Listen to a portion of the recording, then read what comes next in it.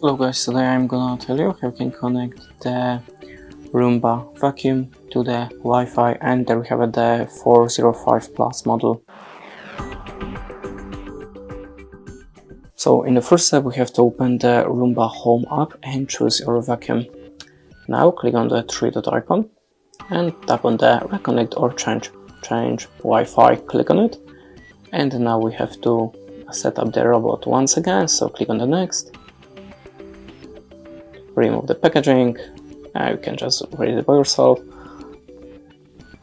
My robot is ready. Now we have to choose the Wi-Fi network. If this is the same network that you have connected your phone, you should see it here, but you can also click on the change Wi-Fi network. So if this is your Wi-Fi network, click on the yes, continue, and now we have to enter the password to the Wi-Fi.